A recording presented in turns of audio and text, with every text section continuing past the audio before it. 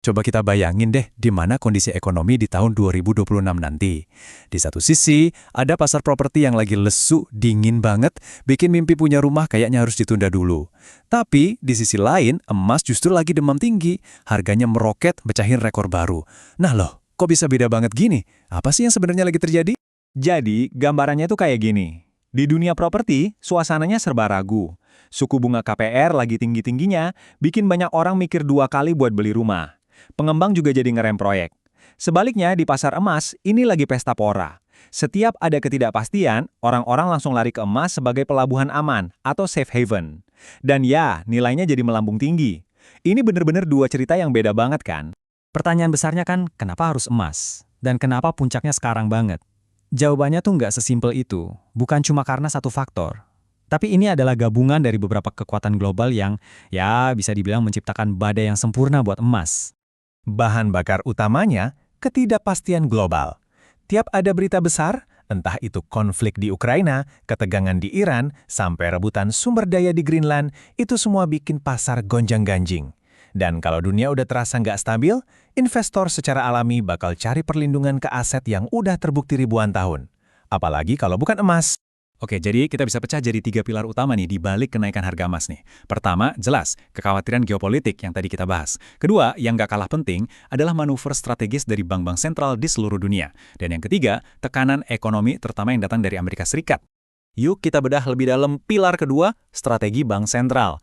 Jadi, negara-negara besar kayak Tiongkok, Rusia, sama Turki itu lagi gencar-gencarnya borong emas. Ini bukan sekedar investasi biasa loh. Ini langkah strategis buat ngurangin ketergantungan mereka sama dolar AS. Fenomena yang kita kenal sebagai dedolarisasi ini ngasih pondasi yang kuat banget buat permintaan emas global. Sekarang pilar ketiga, tekanan ekonomi. Ceritanya tuh kayak efek domino. Gini, pas data ekonomi Amerika Serikat kelihatan melemah, pasar langsung berekspektasi bank sentralnya, the Fed, bakal nurunin suku bunga. Nah, suku bunga yang lebih rendah bikin aset kayak obligasi jadi kurang menarik. Hasilnya, investor pada kabur. Dan larinya kemana? Ya ke emas, yang nilainya tidak terpengaruh langsung sama suku bunga.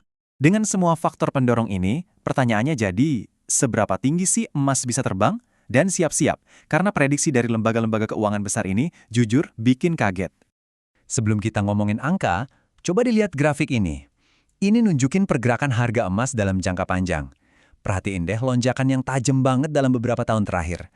Jadi, apa yang kita lihat sekarang tuh bukan kejadian aneh, tapi puncak dari tren yang udah kebentuk selama ini. Dan ini dia angkanya. $5.000 Amerika Serikat.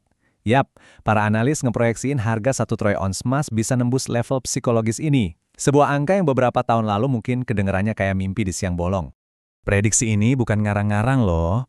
Analis dari sekelas Goldman Sachs aja ngaitin ini sama potensi krisis kepercayaan ke bank sentral. Logikanya, kalau investor udah nggak percaya lagi sama kemampuan The Fed buat jaga stabilitas, mereka bakal cari perlindungan ke tempat lain.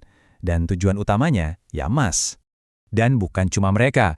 Lembaga lain kayak Metals Focus dan UBS Wealth Management juga ngeluarin proyeksi yang senada. Ini makin nguatin sentimen kalau emas bakal jadi primadona di tahun 2026. Tapi, tunggu dulu. Cerita soal logam mulia ini nggak berhenti di emas aja. Ada kuda hitam di perlombaan ini, aset yang gerakannya lebih liar dan agresif. Yuk kita kenalan sama perak. Perak ini sering banget dapat julukan emasnya rakyat. Kenapa? Ya karena harganya jauh lebih murah, lebih terjangkau, dan lebih masuk akal buat investor retail yang pengen punya logam mulia tapi modalnya terbatas. Bedanya lumayan jelas sih.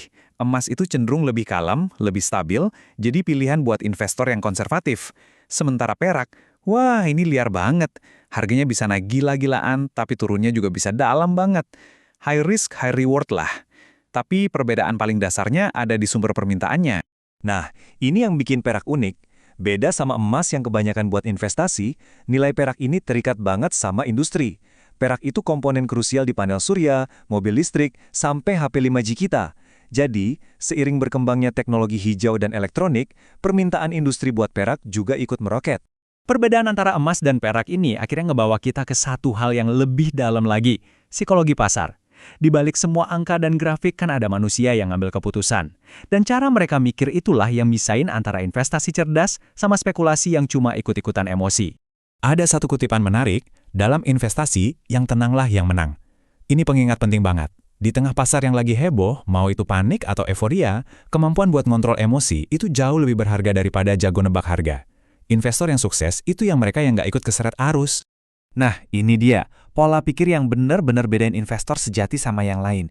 Waktu kebanyakan orang lihat krisis sebagai ancaman dan panik jual, investor berpengalaman justru ngelihatnya sebagai momen diskon besar-besaran. Momen di mana aset-aset bagus bisa dibeli dengan harga murah. Semua pembahasan ini ngebawa kita ke sebuah kesimpulan. Kondisi pasar di tahun 2026 ini nyajiin dua narasi yang sangat kuat. Satu sisi ada narasi ketakutan yang bikin orang lari ke aset aman. Dan di sisi lain, ada narasi peluang yang justru tersembunyi di tengah gejolak pasar. Poin krusialnya tuh ini, pada akhirnya semua pergerakan pasar itu kan cerminan psikologi kita sebagai manusia. Jadi pertanyaannya bukan lagi harus beli atau jual apa, tapi apa sih yang jadi dasar keputusan kamu? Apakah kamu bertindak karena ikut-ikutan, karena takut ketinggalan, atau karena kamu melihat sebuah peluang jangka panjang yang nggak dilihat orang lain? Cara kamu menjawab pertanyaan inilah yang akan menentukan jalan investasimu ke depan.